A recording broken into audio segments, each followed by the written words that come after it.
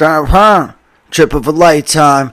Let's fucking go. Stop trying to be famous. You might be more happy. That's the hating ass comment from some anonymous YouTube account that inspired this episode. An episode that I just dropped got 11 views in the first week, yet it still gets a hating ass comment. I don't understand how it's reaching enough people to have anonymous haters, yet it only has 11 views. If I didn't know what my YouTube numbers were and guessed based off of how many negative comments I get, I'd assume I'm getting thousands of views on everything I post, and I get email notifications every time someone posts a comment on my YouTube videos. So I always know when it happens, and it happens infrequent enough that I click on it to see what it says. I see in the email subject, I got a new comment on a YouTube video. I get all excited. I'm like, oh, someone posted a comment on my video. And then I click on the email, and the comment says, please kill yourself immediately. But how regularly I get hating ass comments in relation to how few amount of people click on my videos is honestly pretty surprising to me. YouTube shows you your daily analytics in a graph, and before Kill Tony, there was literally no traffic on my channel. It would go multiple months without getting a view. Now it's not like my content's visible, but it's clockwork. My channel gets like 10 to 20 views a day. It's residue from my Kill Tony appearance, and it's been so long since I've been on Kill Tony that it's crazy that it still has like kind of like a lingering effect. But if you're on my page because you saw me on Kill Tony this long after the appearance, I'd assume it's because you like me and decided to check out my YouTube channel. This long after my appearance on Kill Tony, any occasional comment on a video would be someone like, hey man, I saw you on Kill Tony. I love the music. Don't give up. Keep chasing your dreams. But it's never that. And I could see how people might check out the podcast and find me annoying, but it's the negativity towards the music that catches me really off guard. About 9 out of 10 comments that I get are negative, usually along the lines of cringeworthy or hopefully he gets the help he needs. I have like well thought out introspective song lyrics. I wonder what the response would be if I had like some trap music or some shit. On the Message to God music video, just the other day, someone wrote, self-awareness of an egg. I was like, yo, they've got to be trolling me. You know what I mean? Like, they're just fucking with me, right? They're trying to ignite a reaction out of me, I would think. I'm guessing that they know I have no views on my shit, so they know I'm gonna see this shit, so they want to get me all hyped. And that's why I think people are trolling sometimes. They just want to get you mad, and they want to move the needle because they win if they get you mad. You know what I mean? Like, that's what they're trying to do. They want to incite a reaction out of you. But I don't get into it with nobody because, like, I don't give a fuck what anybody posts. You know what I mean? Like, I'm just doing this podcast episode because I think it's interesting content, but no anonymous YouTube comment will ever get to me. Negative YouTube comments honestly don't bother me the slightest bit. I would say they get me 2% mad and 98% I honestly don't give a fuck. But the level it bothers me, it's like nothing, yo. Like, it doesn't get my blood boiling, nothing. And I do care about being liked, especially if we're talking about like my raps and my podcast. You know what I mean? Like, I'm obsessed with being liked, but like I'm like super obsessed with people liking my raps and my podcast. But some hating ass comment from an anonymous YouTube account is so arbitrary that it doesn't affect me. They could be trolling me for all I know, and then the joke's really on me if I let it get to me, if I get all hyped over it, if they're actually just trolling me. But they'll never troll me like that. They'll never get me because if it's on the internet and it's coming from a person I don't actually know, I'm untrollable. I'm not going to sit in my apartment pulling out my hair, like typing up some long ass rebuttal while some group of 8-year-olds are like crying laughing on the other end of it. But I view and react to the same negative comment differently if I personally know the person commenting opposed to if it's coming from an anonymous account. And even if I do know the person, I'm still going to try to not let it get to me. But I only feel the comment at all if I actually know the person. Actually knowing the person or not is the difference between the comment kind of getting me in my feelings versus me just shrugging it off and not caring the slightest bit. I read anonymous comments and take them at face value, but I don't like take any of them personal. It's crazy to me how celebrities get into it with random people on social media. I seriously lose a level of respect for it. Anybody who I see do that shit.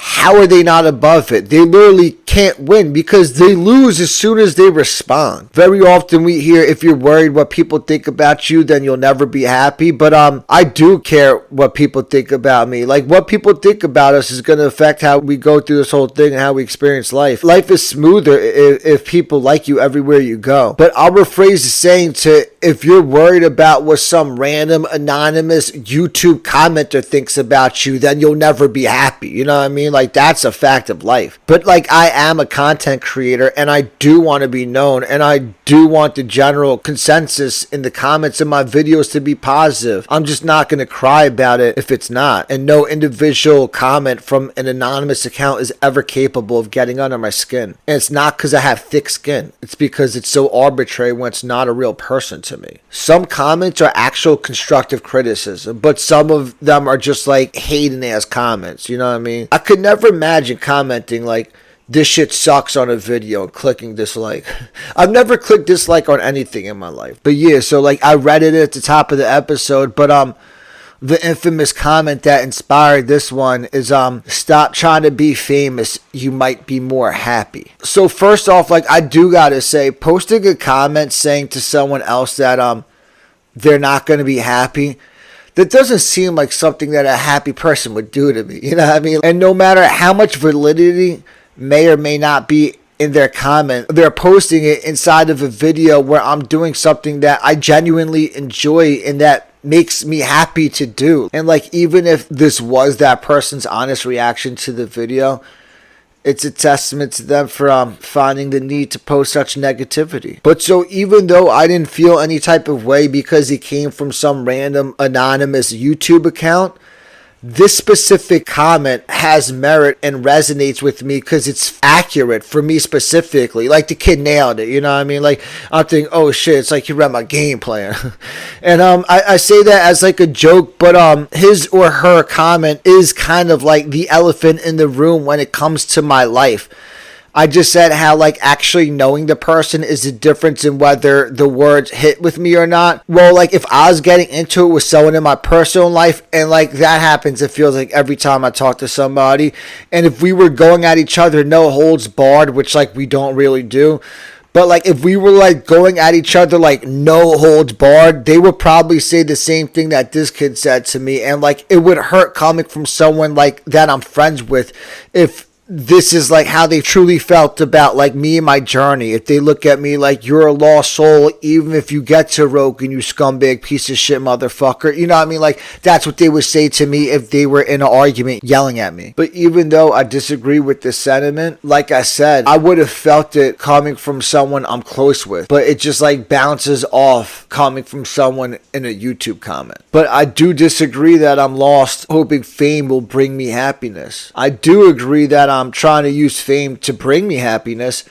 but I disagree that to some degree it can't. What's ironic though is my baseline level of happiness has actually like never been higher than it is right now. And in no way do I want this episode to be me overcompensating, trying to swear like, please, you gotta believe me, I'm happy. You know what I mean? Like, my happiness isn't the point of the episode. But with that said, I am extremely happy with the layout of my day-to-day life right now. But my progress as a human being is like shamefully stagnant, and my future looks desolate outside of the potential opportunity that Kill Tony presents to me. That's why I'm all in on it. So even if I am lost, I might as well ride the wave. The fuck else am I doing? All I'm really doing is like seeing through this one opportunity. It's not like I'm making like sacrifices to like chase my dreams and go for it. Like, I have nothing to sacrifice. If there's something to go for and a place to go for it, then going for it's a no-brainer, you know what I mean? And going for it gives me purpose and drives me, which I'll get to. But all I'm ultimately trying to do is set up a better life for myself, and I don't see how becoming famous wouldn't contribute to that. And I could point to a lot of different ways that I see how it would. But I'd imagine the consensus of anybody who's ever known me and knows the journey I'm on kind of thinks I'm lost out here trying to become famous. And that's like, okay, maybe to some degree I am. And that perspective really does have merit because of how the foundation in my life has kind of fallen apart and how empty my life has become and how obsessed I am with trying to quote unquote make it.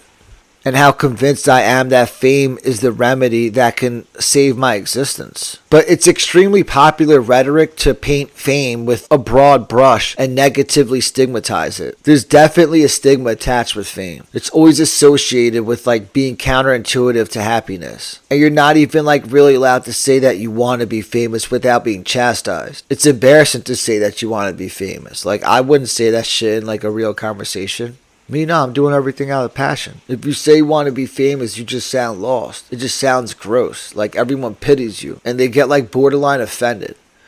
People don't like it when people say they want to be famous. But I think fame or consistent publicity could serve as a valuable resource that can improve the quality of life for most people. But for me specifically, like, I believe fame could get me further than money can. Because fame is regenerative. Fame could generate money. And there's value in having social status. It's not irrelevant. You can't expect fame to fix you internally, or at least I can't.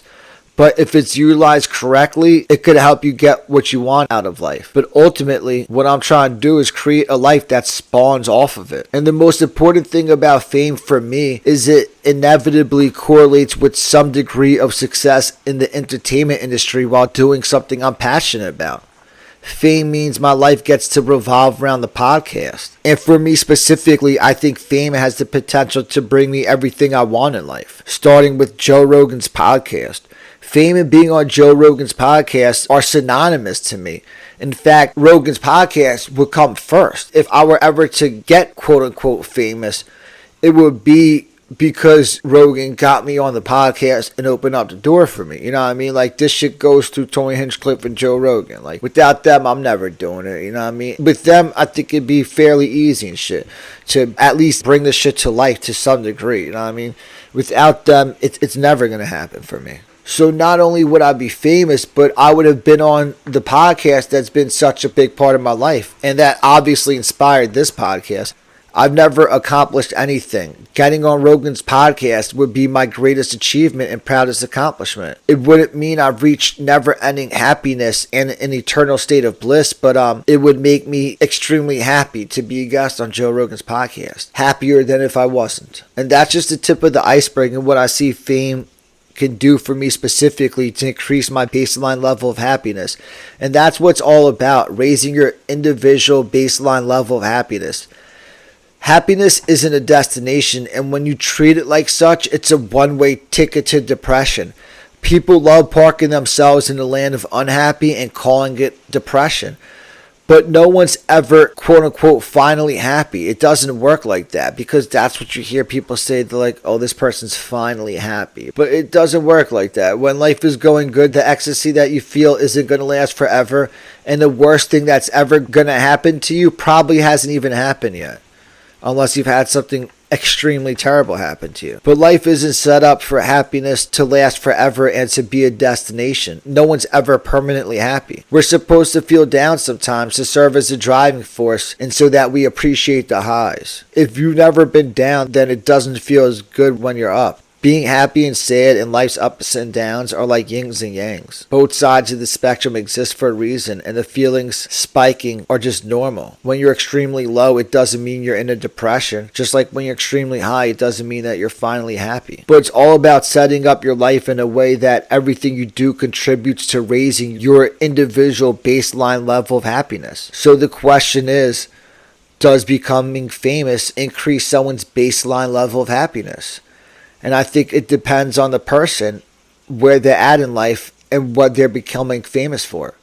Rogan's fame enhances existence and serves as a resource, while Macaulay Culkin's fame was a detriment that he had to battle through. The only resource that it was really money. And like, it still was a resource to Macaulay Culkin, because like his whole life stemmed from it. You know what I mean? Like, it's still a resource, but it probably had a negative effect on his life overall. But that childhood star fame is like the worst type of fame in every way. Macaulay Culkin's fame is like so unnatural, and it comes with being misunderstood and interrupting a child's development, while Rogan's fame allows his authentic self to radiate. Macaulay Culkin got famous for playing a character, while Rogan got famous for being himself.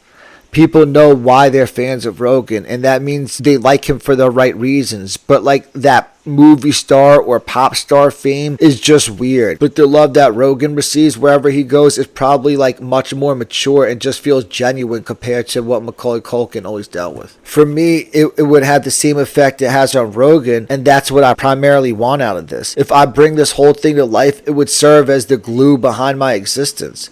If you're familiar with the podcast, to some degree, you get me as a person. The podcast spreading would allow me to always be my authentic self wherever I go and in all my interactions for the rest of my life. If a new life spawns from the podcast, then everyone really would know the real me, way more so than someone who I just met conventionally. Generally, when we think of fame, it's always associated with being misunderstood and like everyone knows them, but nobody really knows them. But that's the beauty of this like new age spotlight and like what I'm trying to accomplish. I'm trying to use fame to achieve the opposite. I want to use this for everyone to actually know me. And I like the term known more than I do famous, specifically in today's day and age where so many people are known. Like the Paul brothers are famous, but if you see them, it's not like, oh my god, wow, look at those celebrities. You just know who the fuck they are. You know what I mean? Like, I don't think anybody gets blown away when they see one of the Paul brothers. But I unapologetically do want to be known or get famous. I like being popular. I like it when people know who I am, and I love it when they like me. I want to go places and people know who I am and know that I'm there without me having to introduce myself. And like I said, not only do they know who I am, but they like know what I'm about, so I never have to explain myself to anybody. And what's ironic though is what I was saying before, even though I agree the hating ass motherfucker's right in what he's saying I'm trying to do, his comment that spawned this episode, stop trying to be famous, you might be more happy, comes at a time when I've actually never been happier. I love the layout of my life right now. And I do recognize that if I stay on the path with the same trajectory that I'm on, my life is going to be empty when I get older. But on a day-to-day basis, at no point in my life have I ever been happier to wake up and go through my daily emotions. Like I had been consciously thinking it to myself how much I love my life right now. And then I saw the comment. But right now, like I wake up every day and count my blessings. Like I'm so fortunate to be alive. And I don't want to act like there aren't days where I feel lethargic, dragging through the day and feeling like I'm a loser with no life. But like I said earlier, like that's natural to feel down sometimes. I still drag through some of the days and shit. But I've never felt as free as I am right now. I have no responsibilities of any kind.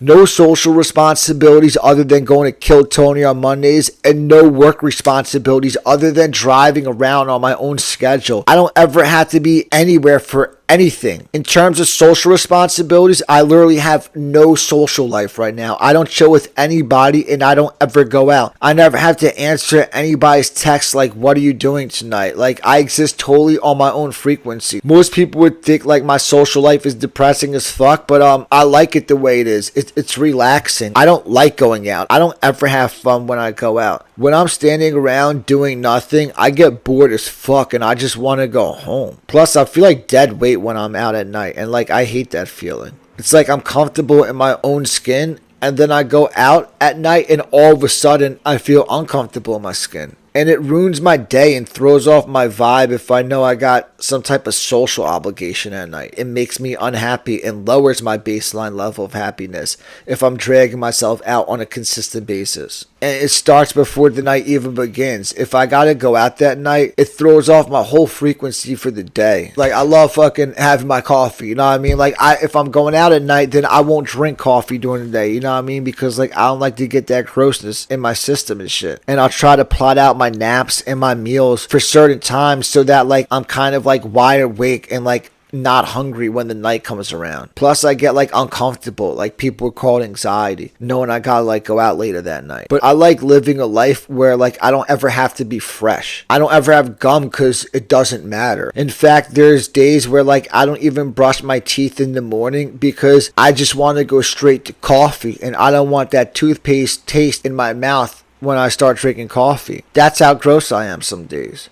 I couldn't imagine having to go out at night on a day where I don't brush my teeth because I don't want to ruin the flavor of my coffee. I'm not like a presentable human being when I'm like that. Like, I can't be in a social setting. It's almost like my normal state of existing is equivalent to that lazy Sunday feeling where you wear pajamas, eat ice cream, and sleep all day. You feel like $1,000,000 unless you gotta see somebody you know, and then you feel gross as fuck. But my day revolves around my meals, and I average probably about 2 naps a day. And I could do that while still having a productive day at work. And that's what I'm going to get to. It's because of my job why I'm so happy with the layout of my life right now. But I have something rare, a life with absolutely no responsibilities. My life is where always taking the path of least resistance gets you. In fact, like if it all works out for me, the catch-22 is I'll lose a piece of the responsibility-free life that I have right now that I treasure. I have a unique freedom that Joe Rogan's money could never buy him. And like a hot girl could never live how I live. Because like Rogan and hot chicks are too connected to people. When I'm driving rideshare, I drive around hot girls sometimes, and their lives sound exhausting. They're always on the phone telling their one friend, I'm on my way here, and then I gotta be here at a certain time, but such wants me over here. I'm like, oh my God. I wake up day in and day out and just do whatever the fuck I want. It's the type of freedom I dreamt about as a kid when I was dragging myself to school, staring down the future of working 9 to 5s. I used to fantasize getting rich so one day I could finally relax and live how I literally live right now. I don't have houses and yachts, but I wake up and could do whatever the fuck I want on a daily basis. I don't feel trapped or tied down to anything. The best way to summarize my life is you'd be ashamed if your son was living my life, and you wouldn't want to live my life per se, but you would love to vacation to my life for a week here or there. I've heard the phrase that like life happens to you when you're busy making plans for the future, and that used to hit home with me. Like if you just live your life trying to become famous to set up a better tomorrow, then your actual life is just going to pass you by before you realize. But I finally reached a state of peace in my life that I'm totally fine with it if this is just what my existence is. It's almost like I'm just smelling the roses. If a new world opens up for me, then awesome. If not, then I'll let life pass me by in my own little world where at least I'm content and I have my freedom. I'd rather live a relaxing life than a busy one. And imagine we just keep being reincarnated as the same person and doing the same life over and over continually. I'd rather my eternal day-to-day existence be what it is right now, where I'm free to do whatever the fuck I want, opposed to eternally being somebody like Donald Trump or Jay-Z who's successful, but they're always grinding 24/7. Like it never stops for those types of people. It's like I always thought the purpose of money was to buy you your freedom, but I have more freedom right now than they do, and they're rich. But ultimately, all I want is responsibility-free days, and that's why I'm happy with the layout of my life right now, because that's the one thing I do have, and that's first and foremost why I always wanted to become famous and successful in the entertainment industry, to live a free life. But I've stumbled upon such a straight line of work that I'm basically have that now. I don't need money to buy me my freedom anymore. Maintaining this job does that for me because this job allows me to be free. And another thing that raises my baseline level of happiness and contributes to why I'm happier than ever right now is doing the podcast. I cherish having this outlet. It allows me to be at peace living an empty existence. It's like, well, at least I got my podcast. I think it's incredibly cool that I get to host my own TV show without actually being on TV. And since it's my own show with no revenue, I get total creative control and never have anybody I have to answer to. The podcast is a blessing. I'm going to keep doing the podcast as long as I have something to say. And it's good in general to just always have a craft or even just the hobby like video games to fall back on, that you can entertain yourself instead of always being bored. And I feel like visually the podcast looks like I'm in my element. I'm surprised someone's reaction to it was it looks like a kid desperate for fame. And like I've been saying, even if I am desperate for fame, doing the podcast undoubtedly raises my baseline level of happiness, opposed to being an example of how I'm lost trying to be famous. Even though I am kind of lost trying to be famous, this podcast isn't a reflection of it. And that's basically why I stopped doing comedy open mics. I had going out at night totally removed from my life until I started doing stand-up. Dragging myself out to open mics was making me unhappy. I couldn't keep up. And I was like, what am I even doing it for? Like, what am I looking to accomplish? And I realized I was just out there looking to make it. And there's a 0% chance I'm ever going to make it from going to open mics and doing that route. I was starting to feel lost, and I don't like that feeling. So I was like, fuck it, yo. Nobody's forcing me to do this shit, yo. It wasn't worth sacrificing my comfort zone for it. Plus, the podcast started taking up a lot of my time. So I was like, fuck it, yo. I'm just going to spend the time on the podcast and driving instead of fucking going to open mics. I like creating comedy. Like, I have mad bits. Like, I think my bits are mad funny and shit. But it goes back to what I was saying earlier. I don't like going out to bars, and that's what doing stand-up comedy is. Stand-up started feeling like a social obligation that I had to get through. And it throws me off my frequency on the days where I plan on hitting up open mics at night. My whole rhythm is off in terms of, like, food and naps. But most importantly, it cuts into my hours to work when I'm going out in the evenings to open mics. So it's costing me money to do the open mic thing. And I don't like how it feels when I'm on stage. Like, I do kind of like it, but I don't really like it. Like, it feels like I'm begging for approval. Like, please, audience, tell me, am I funny? I want people to think I'm funny, but I don't want to stand on stage begging you to think I'm funny. But I hate it when it feels like I'm seeking other people's approval, and that's what it feels like when everything relies on whether or not the audience laughs at your jokes. And I'm not, like, looking to make friends to hang out with, but I do like being cool with everybody where I go. Like, if I'm in a specific social environment. And the Austin open mic scene was just a reminder of how bad I am at making friends. When I go out, I kind of feel like I'm on the outside, like I'm not included, and I hate that feeling. And getting booked is such a big part of underground comedy, which is basically getting picked for shows. Being funny matters, but so does being able to build relationships, networking, and being friends with people who run shows. I saw it from a mile away, like, oh, I'm never going to get booked on any shows, and it's going to make me salty as fuck. Maybe that's just like a sign of weakness, but I've heard mad comedians complain about not getting booked. Comedians who I thought get booked a lot. But so I'm dragging myself out, seeking other people's approval, all to not get picked and feel like a loser. And like another thing about stand-up comedy, this is the worst part. Going out is the worst part, but this stems from going out. You're constantly getting into it with people. And like comics like that shit. Like they love coming at people in the audience for like talking or berating somebody for leaving the room. Like I hate that shit, yo. And like obviously like they do that by choice. Like I wouldn't have to do it,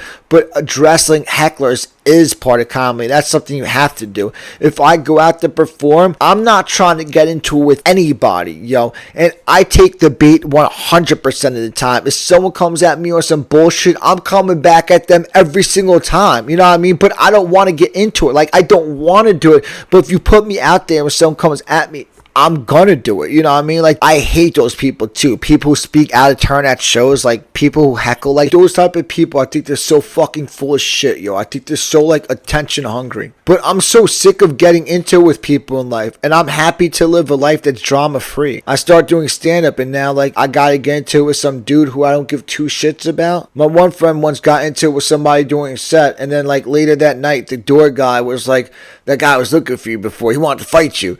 And my friend was like, oh yeah, why'd you come find me? Like, where is he? He's still here. I'm trying to go. You know what I mean? Like, I'm so sure, like, I'm going out to do fucking open mics on a Tuesday night and get into a fight with somebody, yo.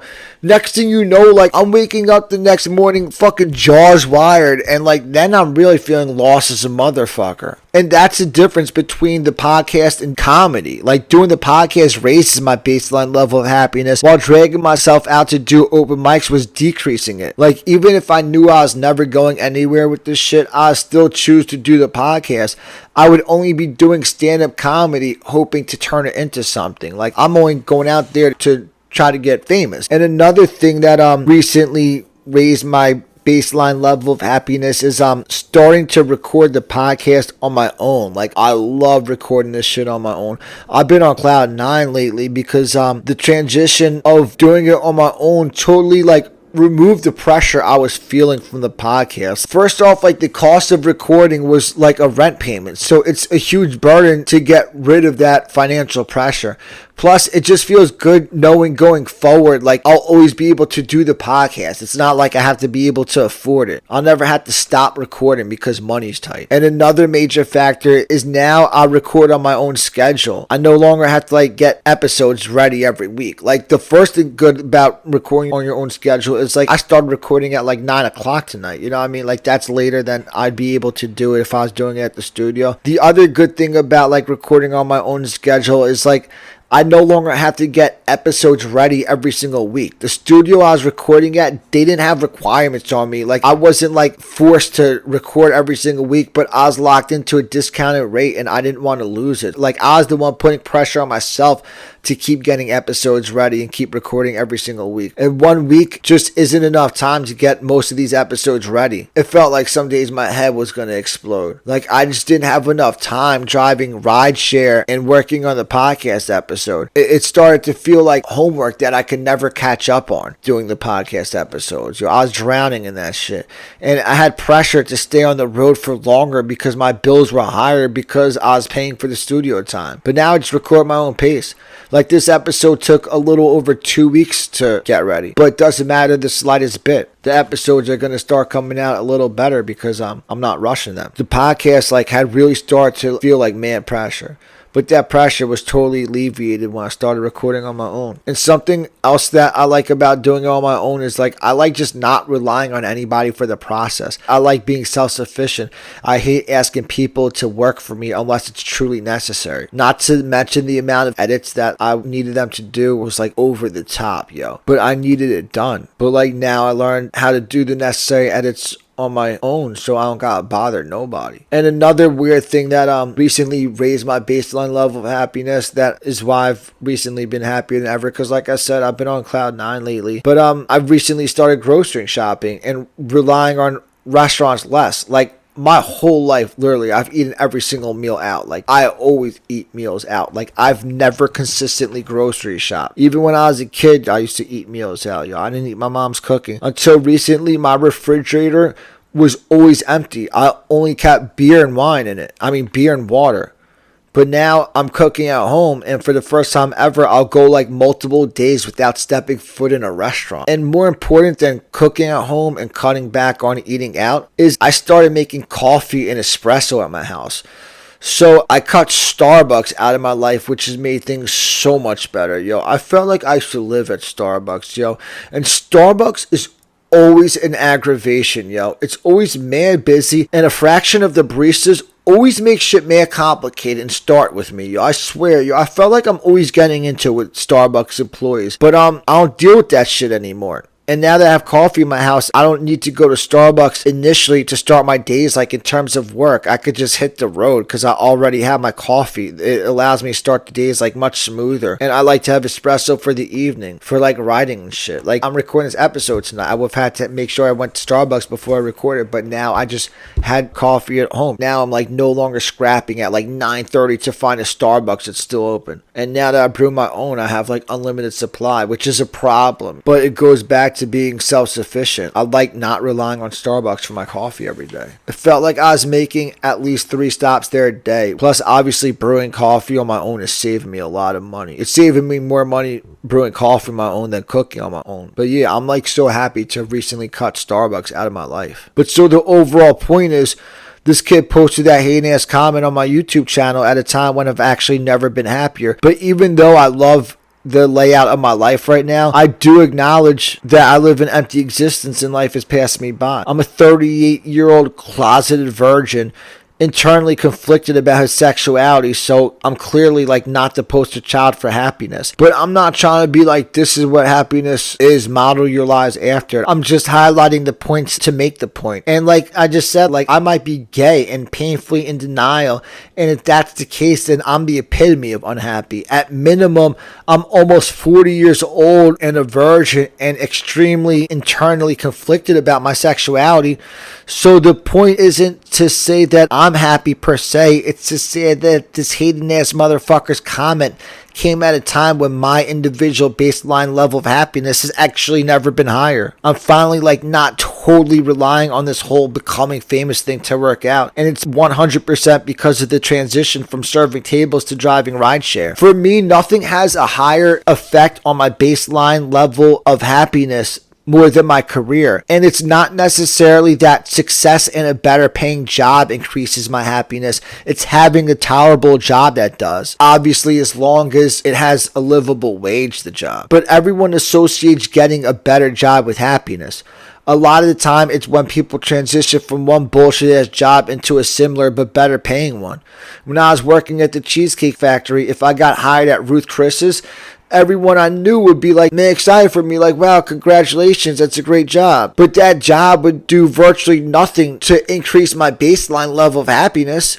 It's the same shit, it's just a better paying job. It's a farce if I walked around like, oh yeah, things are great, I just got this excellent job at Ruth Chris's, I've never been happier.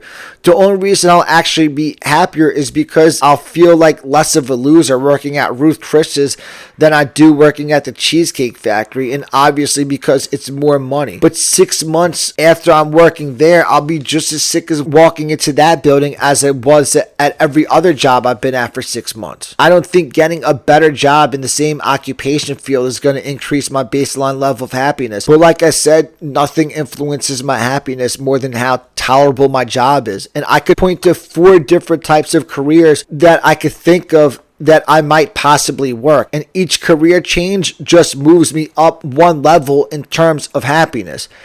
And I'm removing money from the equation when I go through this because the lowest type of job on my happiness scale is a 9 to 5. But if I'm making like $10 million annually, then I love the job only because it's buying me my freedom. But let's say I'm going to be stuck working that job my whole life no matter what. I don't give a fuck how much money I'm making. I don't want to work a miserable job every day of my life just to die rich. The only happiness I get out of a well-paying job is a closer path to retirement. So the point is, like, I want a good paying job if I knew I could just work that job for 10 years and then retire. But I wouldn't want a good paying job just to work it for like 50 years and then die doing that job. Ultimately, freedom is what I want from my job. I wouldn't want to settle in a job where I lose my freedom unless I'm making enough money that it could buy me my freedom later on. But I absolutely hate the unbreakable routine of a 9 to 5 lifestyle. Anything you gotta do or you want to do has to be done in the evenings or on the weekends at the same time everybody else trying to do that shit. You could never like beat the rush. Everything becomes an aggravation. But what I hate the most about the 9 to 5s is I fucking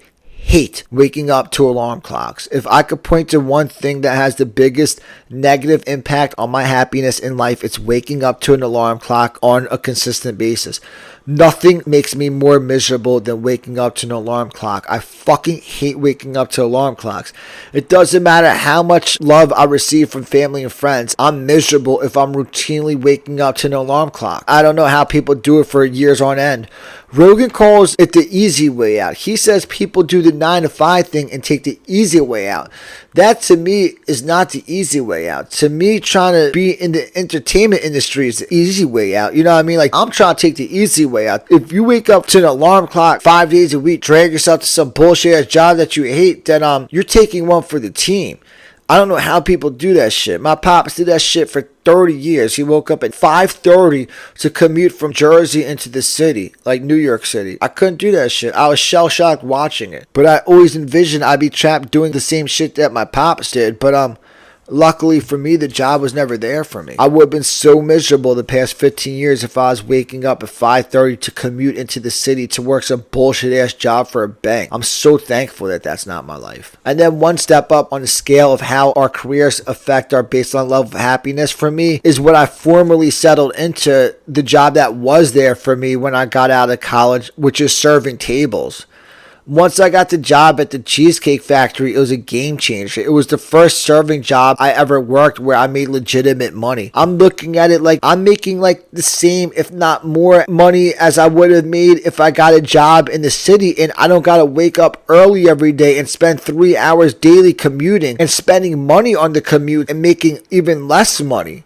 Making a G a week serving tables, I was like, this shit's straight as fuck. And I like how your schedule fluctuates week to week and you have some control over your days. You could request off whenever you need it and you could release shifts. So like one day if you feel like being lazy and if you could get rid of your shift, you could just take the day off. Like I used to do this shit all the time. Maybe just like tell the closer the next night that you'll stay on for them and you'll close for them, and then you make the money back there and it's like you didn't even lose any money. You got the day off.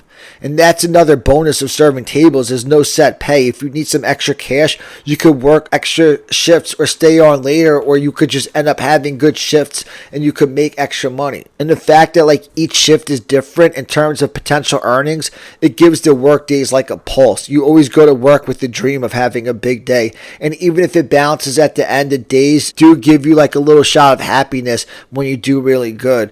Even though there's like obviously a balance to that where you leave work some days just wanting everyone to be dead because you made virtually no money and you busted your ass all day. And generally speaking, I don't mind the type of work that serving tables is. I like being around food and like I understand the dining process. And like I'd rather work in a restaurant than like in an office. Time passes like much quicker working in restaurants than at a desk. Specifically when a restaurant's busy, time flies. It's a bullshit ass job, but it's straightforward work. That's what I like about it. But at first, when I started making livable wage serving tables, I used to count my blessings. Like, this shit ain't that bad. Like, at least I'm not trapped working a 9 to 5. I wouldn't call it a career, but it's a job that I could be content working. But serving tables wears on you. It's like a never-ending grind. It never stops. There's never light at the end of the tunnel. You survive one work week just to get to another one. You get through 4 doubles this week, and then your schedule doubles the first 2 days of your next work week. Then I get 1 day off before 4 days on. You know what I mean? It just never stops. It feels like you work 80 hours every week when you're serving tables, even if you're just working like 40 hours.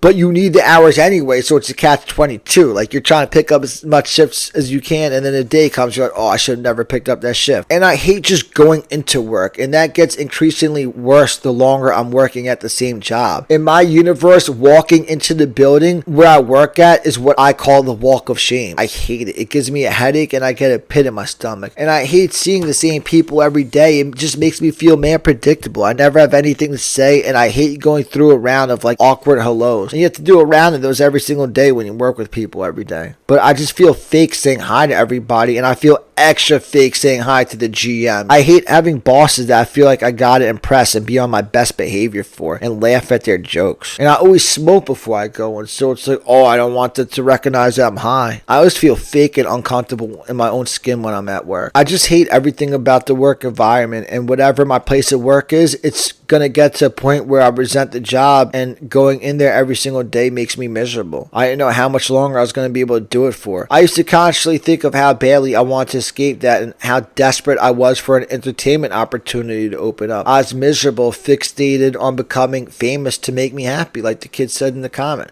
And then I stumbled into driving rideshare and basically changed my outlook on life, transitioning into rideshare and food delivery, because that's even better than the rideshare, because then you don't have people in the car.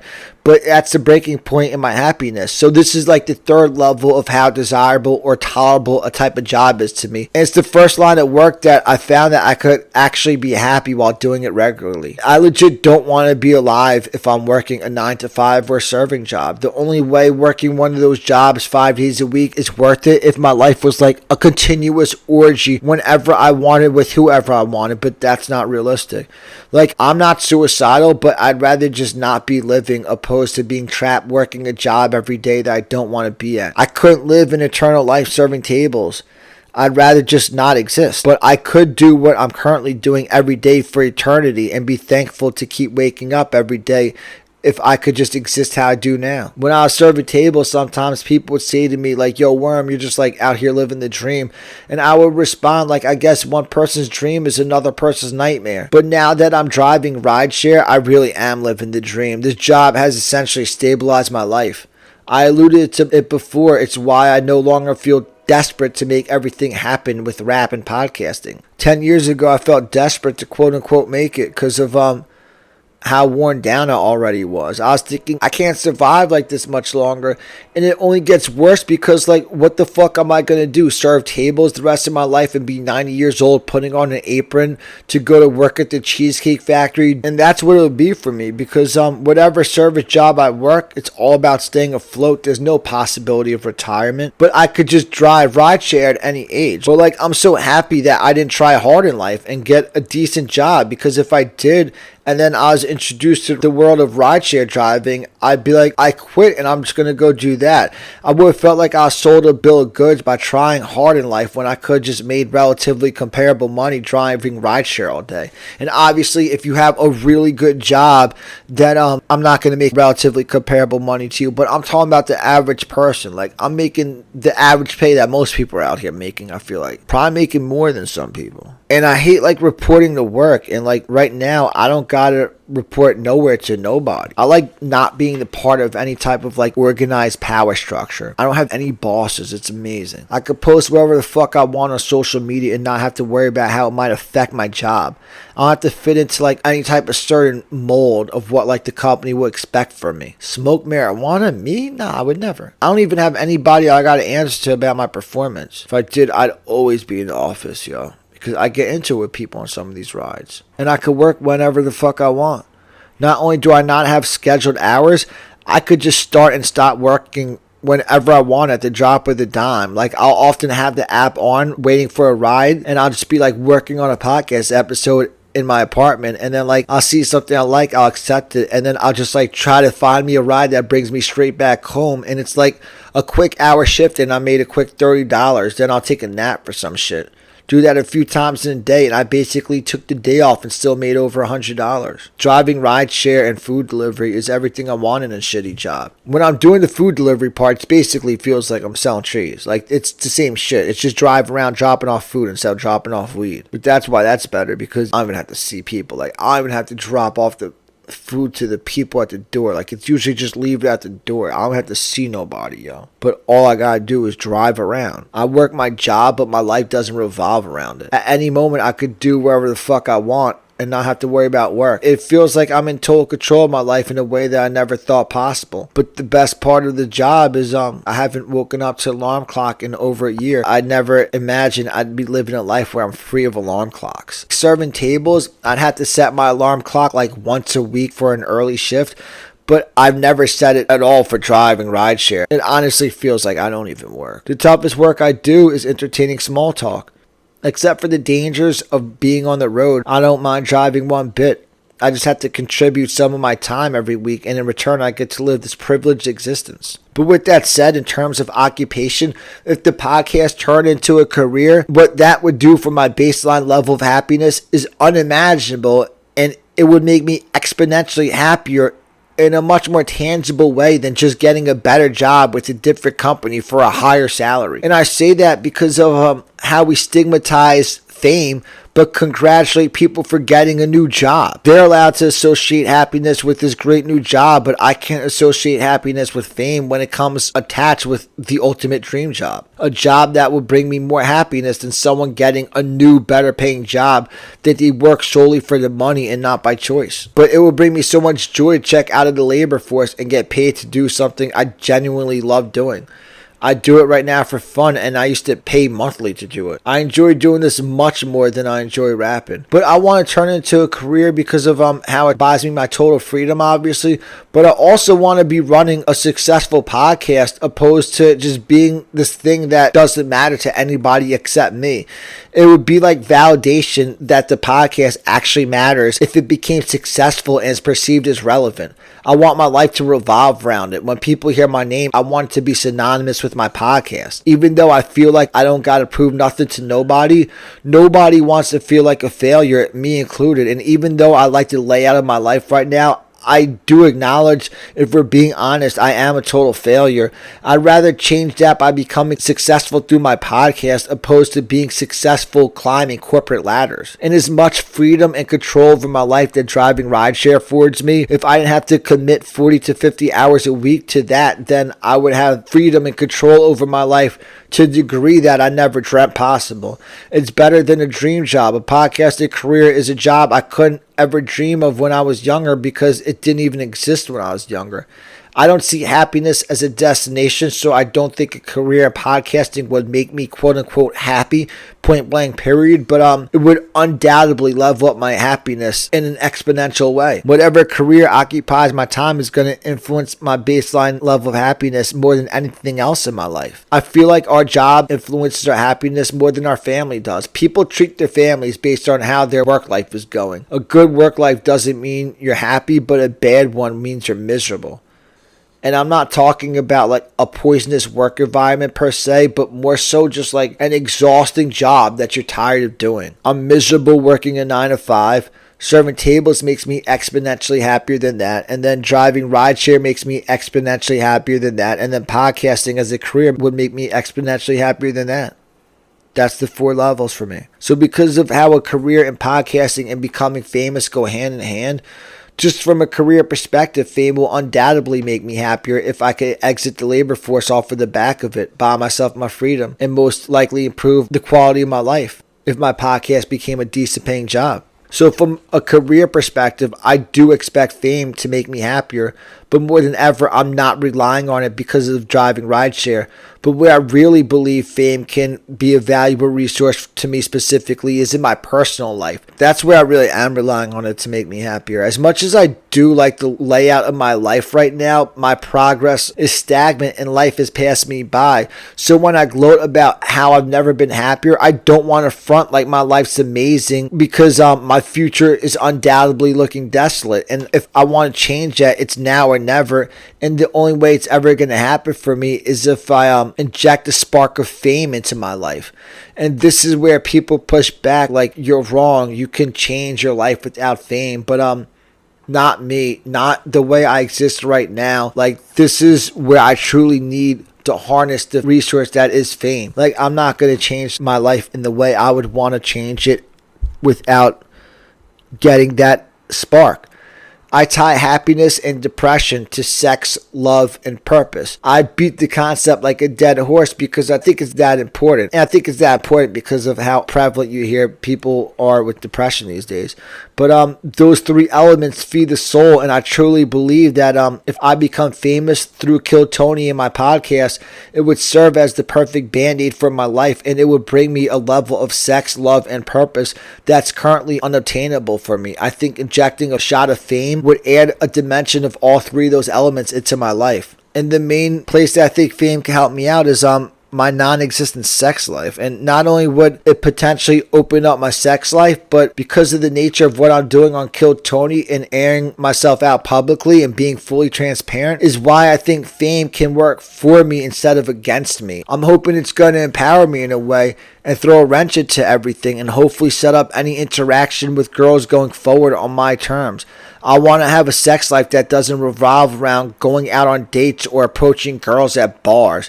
And I want conversations with girls to be about what they're into sexually and not about where they went to college. If the conversation's inbounds, then the hookup's going to be inbounds. I want to step out of bounds from the jump and then take it behind closed doors.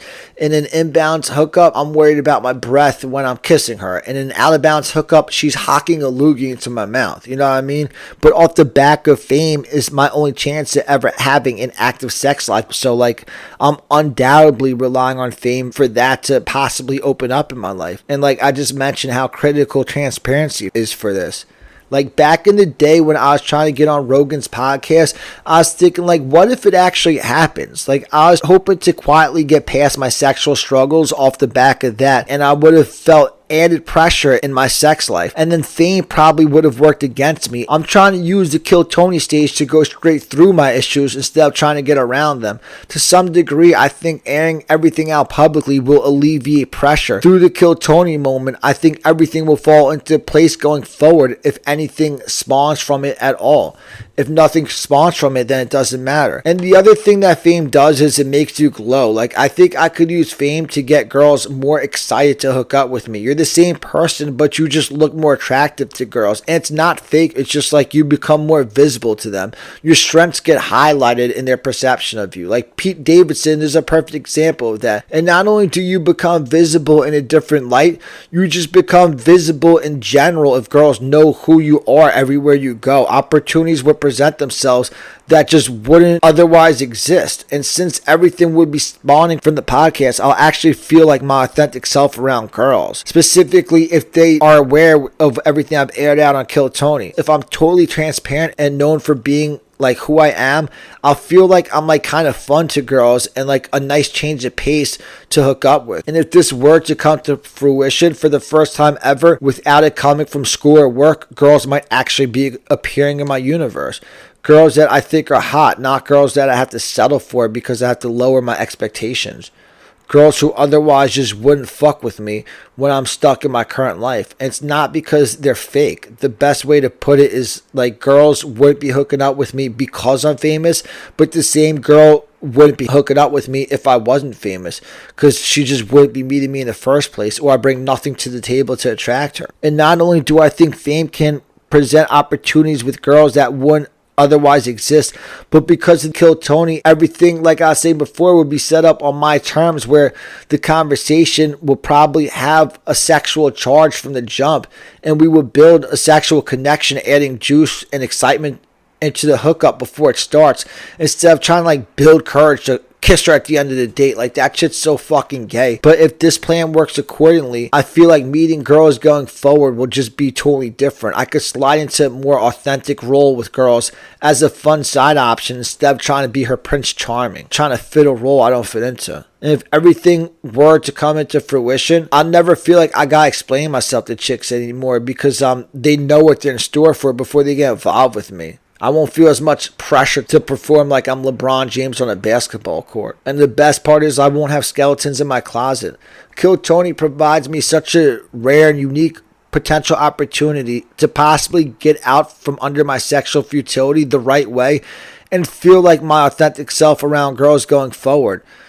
Through transparency, I think I could use fame to my advantage. That's basically like the breaking point in fame. If you're transparent through fame, then you're fine. But if you're trying to be famous without transparency, that's when it works against you. And even if this doesn't alleviate pressure I feel when hooking up with the girl, at minimum, it'll internally alleviate pressure in general by just airing out my truth and getting that burden off my chest to anyone that wants to listen. And the truth might just be that I'm indeed a gay man, and if I am, then hopefully this moment will be what I need to come to grips with it and fully come out.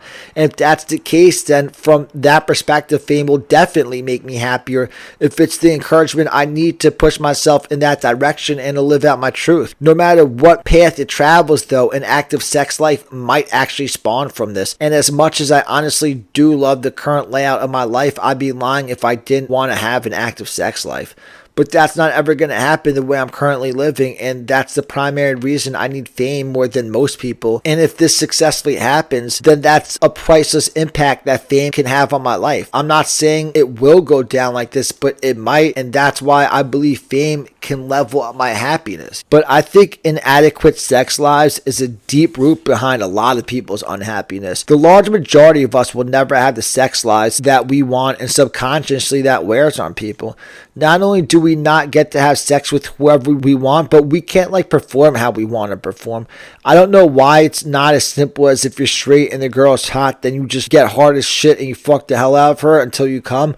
But it's not as simple as that. We discount how physical inferiority affects our sex lives. I feel like me having sex is like Bill Gates playing basketball. Sports is only a thing you do if you're physically inclined, but everybody's expected to have sex. But I bet it's a similar set of people who thrives athletically that does sexually. Imagine Bill Gates having sex. But the point is, a lot of people will ultimately never have the sex lives that they crave, and I fall into that group of people. Because even if I do have the sex life I want, I won't fully have the sex life I want. Compare me to Christian McCaffrey. I think Christian McCaffrey is an uncomfortably good-looking dude, and he's a world-class athlete. He probably has a big dick too. Athleticism translates. I'll never be able to fuck a girl as good as Christian McCaffrey could. And even more than that, girls will never be as excited to fuck me as they would be to fuck Christian McCaffrey. He just turns girls on more than me. Like, that's just a gift that he naturally has. I'm guessing he's had chicks dragging all over him his whole life. I could never imagine living that kid's life, you know what I mean? And he could never imagine being trapped in my life. By itself, his genetics are like way more valuable of a resource than the fame that I'm chasing is. I've heard girls describing certain dudes as having massive cocks. If a girl was talking about my dick, she would say he has a little pee-pee. You know what I mean? Like, how I experience life is just going to be different than some dude who has a massive cock. So the point is, physical limitations prevent many of us from having our dream sex life. And that's the ultimate dream, to live your dream sex life. You know what I mean? Like, what do you want more than that? Other than making sure your kids are happy, healthy, and are taken care of when you're gone. What else matters than having an active sex life and loving the people around you? And everything you do in life is to have the dream sex life. But because I don't have a sex life, it's going to put a ceiling on my happiness. But I'm so far removed from actually having a sex life that it doesn't affect me on a day-to-day basis. I'm like numb to it. It's all I ever know. Like, I don't know living a life where I have girlfriends. But like I said, I'm numb to not having a sex life on a day-to-day basis. But I am extremely disappointed that it feels like I'm just watching this life pass me by. And it's embarrassing, and it feels like my life is a joke. But on a day-to-day basis, I don't get like sad that I don't have sex. Because like I said, it's normal to me. Going extended periods without hooking up with anyone isn't going to affect me as much as it's going to affect someone who's used to having an active sex life. So that covers how quote-unquote fame is my only hope for a sex life. If I ever have a sex life, then it'll raise my baseline level of happiness. So by default, I think fame will make me happier. And then the next element that feeds the soul is love. It sounds ridiculous that fame can bring love into your life because we associate fame with like fake energy, and obviously that's going to be true to a degree, but a lot of genuine love is going to come in from all angles if you get famous, and you just have to filter it. And even if the people are just put in front of me because of my fame, once they're there, they're there. This is where like a lot of the fake energy comes in, but I'll most likely still cross paths with a lot of genuine people who may or may not give a fuck about my fame. I'm just talking about like if it all comes into fruition. But I undoubtedly believe I'll build a lot of real relationships that otherwise wouldn't have formed. But what injecting fame into my life would do for me is it'll reconnect myself with the pulse of life, and more specifically with other people. I find peace in being by myself, but the problem is I definitely acknowledge that a connection to other people is like a major part of life, and I'd be reconnecting with people on my terms if it's all centered around how I have this podcast. Whereas now, like if I'm talking to somebody, the last thing they want to hear me ramble about is my podcast. That's like the difference between creating a life centered around fame built off of the podcast or just going out conventionally. Becoming famous is the difference between me wanting to not wanting to be around people. Going out the way things are right now is boring as fuck to me. If I could bring everything to life, then I could feed off of that spark and it could fuel my nightlife. I don't feel like going out to just be invisible, standing around like doing nothing. But if I go out and I'm getting embraced because everybody knows who I am and everybody's showing me love, then yeah, I'm all about going out. I just feel like more alive when people know I'm there and everybody likes me. I want random people everywhere I go telling me how much they love the podcast. I want that extra juice of excitement that fame adds, specifically when you're famous for something that you're proud of that truly represents you. And because all the interaction is off the back of the podcast, I don't feel like I gotta explain myself to anybody. I'll feel like my authentic self everywhere I go, and I'll just feel more comfortable in my own skin when I'm out in public. And I'll presumably be getting love everywhere I go. Is the large majority of what I just mentioned the type of love where like they're gonna come visit me in a hospital if I was like sick with cancer and broke with no money? Probably not, but I wouldn't expect people to do that for me, nor would I hold it against them if they didn't. Will I be becoming friends with and interacting with people who probably wouldn't give a fuck about me if I wasn't famous? Yeah, obviously, but you can't think like that. I hate people who think like that. Who's to say that these people wouldn't be friends with me if I wasn't famous?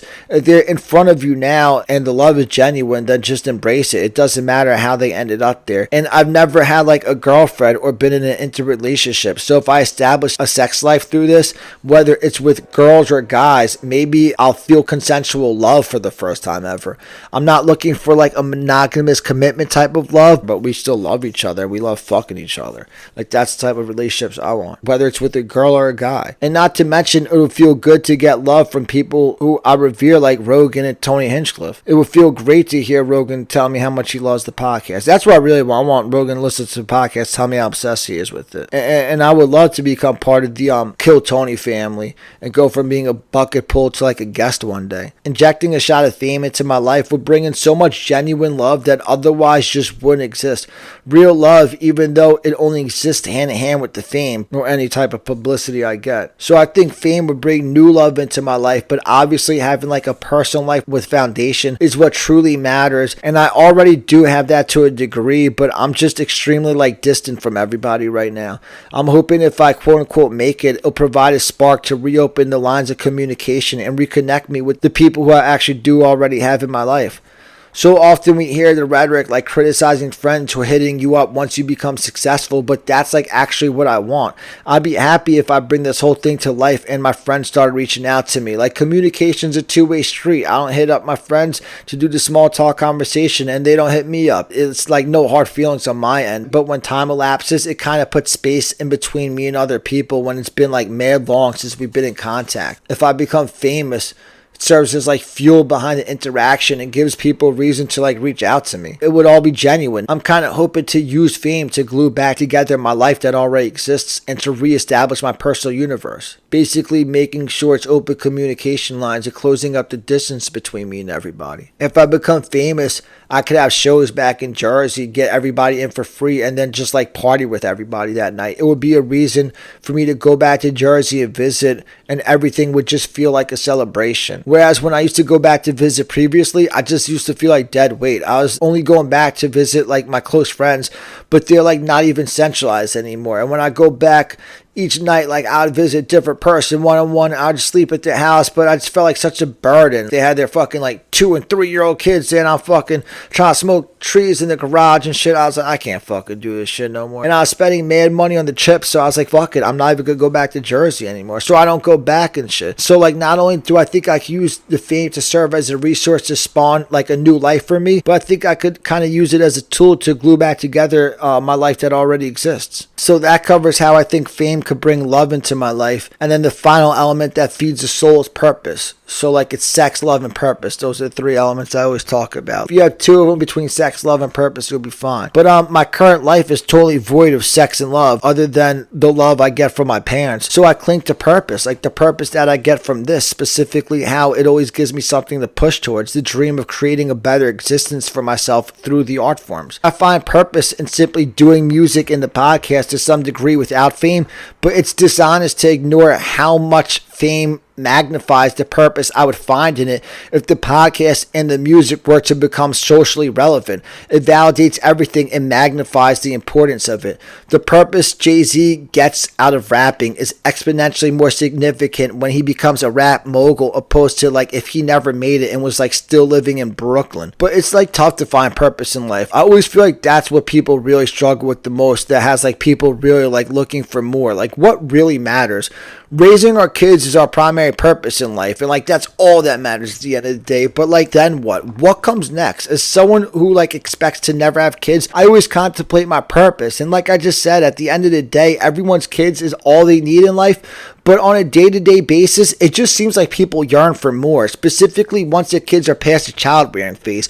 But even when they're in the childbearing phase, like, it still feels like people get depressed. And like, I think the secondary purpose to your children is leaving some sort of legacy behind, whether it's making discoveries, starting a business, doing something that has a major impact, or creating something artistically. I think when you create something or bring anything to life, it kind of leaves like residue of your existence, and it's intrinsically rewarding. I've always like like kind of felt misunderstood as a person, and that's why I found purpose in rapping initially, because it was like an outlet to express who I am.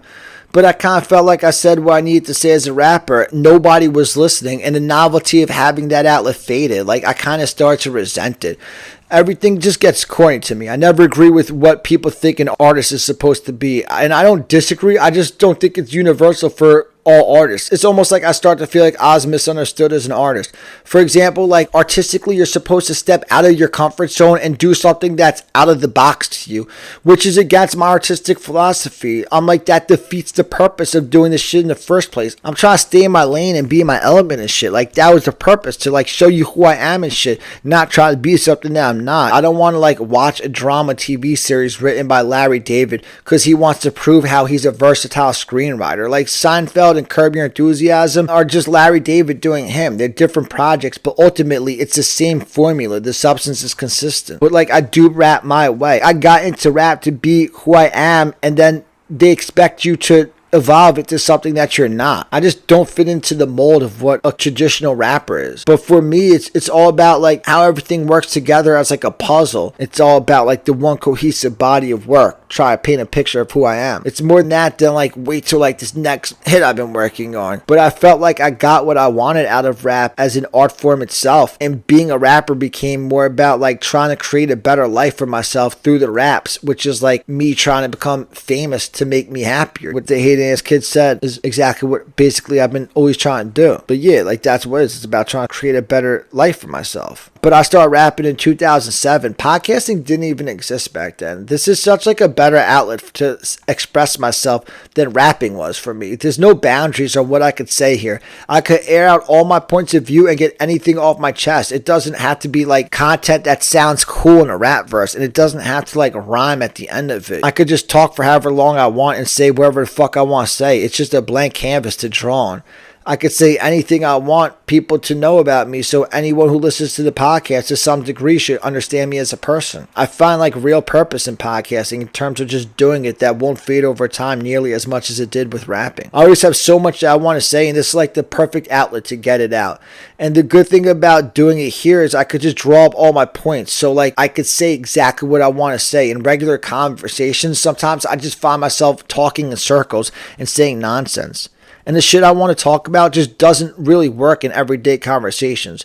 No one wants to sit there and listen to me ramble about my alien theories and perspectives on happiness. And if I were to like yap somebody's ear off, I'm just telling that one person. Here I get to tell everybody at the same time. Anybody who wants to listen, at least. It's almost like it's just best for me to say what I want to say here and encourage people to listen. Not to mention, like, I don't even ever talk to anybody anymore, so the podcast is really my only place to talk. It's just the perfect arena for me to do my talking. It's almost like I needed this outlet. I find purpose in putting my perspective out there, and it's rare that we find purpose in our careers, and that would happen for me if I were to turn podcasting into a career. But people have to tune in for it to have the full effect, and becoming famous is synonymous with people tuning into the podcast. And if that happens and I become a relevant social figure, then it kind of elevates the purpose of my life as a whole. Like, people would be like, fame doesn't mean your life has more purpose. And that's true, obviously. But I know Tucker Carlson is, I know Trevor Noah is, and I know their perspectives on everything. Other people talk about those two people's opinions. So I'd say their opinions matter more than mine does right now.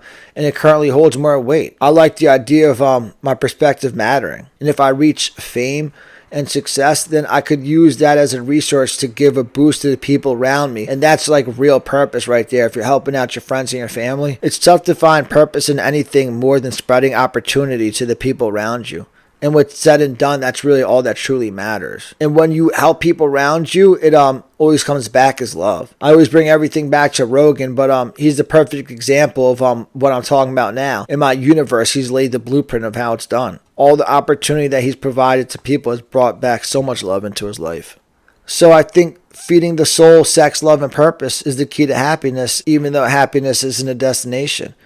And I honestly believe becoming famous, if utilized correctly, is a valuable resource that could positively affect all three of those elements exponentially, and in my life specifically. So whereas I don't think you could expect fame to quote unquote make you happy. I think you could use it to improve your quality of life and raise your baseline level of happiness. And I feel like I need that resource in my life right now more than anybody. And I'm unapologetically going for it, especially because I'm not stepping on anybody's toes. I'm just seeing through this one opportunity that already exists. And if it fails, then I'm just content being a rideshare driver who does a podcast for fun. And like I said, I'm genuinely happy with my life on a day-to-day basis right now. And I cherish the freedom and lack of responsibilities, but I recognize my life is empty of any type of substance, and the way I live now is far from what true happiness is, and I would never try to defend that it is. But what I ultimately want out of fame is so that like obviously like I've kind of laid down what I want out of fame, but like I don't want to have to introduce myself anywhere to anybody. I could just be my authentic self and people know what my brand of being a human being is before they meet me. I could just walk in and people are like, oh shit, there goes Worm. And people are relatively happy that I'm there, generally speaking. And even if I'm wrong about how you could utilize fame as a valuable resource to improve your quality of life, and if I reach some level of fame and it does nothing for me and brings me no happiness whatsoever, at least it'll be like a spark of excitement in my boring ass life. And that's what like this whole journey is. This mission fuels my life with purpose and keeps me with the pulse. Otherwise, like I would just be totally dragging through the days if I didn't have this dream to keep pushing towards and to live for it. If it wasn't for this, I would just be disappointed, feeling like I'm totally watching my life pass me by and I live the most pointless existence ever. So if it doesn't work out, at least pushing towards this dream of creating a better life for myself gave me something to live for. And if it does work out but doesn't raise my baseline level of happiness, then at least riding the wave would have been exciting. Riding out the wave is what Trip of a Lifetime is. So in closing, in my opinion, happiness isn't a destination and no one is ever finally happy. But fame could serve as a valuable resource to improve your quality of life. It's an outlet to plug into the three elements that feed the soul: sex, love, and purpose. And fame could work against you, but if you use it in your favor, then it can exponentially raise your baseline level of happiness. So even though I don't expect becoming famous to make me happy, I truly believe at most I might be able to use it to get what I want out of life. And at a minimum, it'll move me closer to confronting my internal issues and coming out on the other side of it, whatever that may end up meaning. Start with her. Trip of a lifetime. Let's fucking go.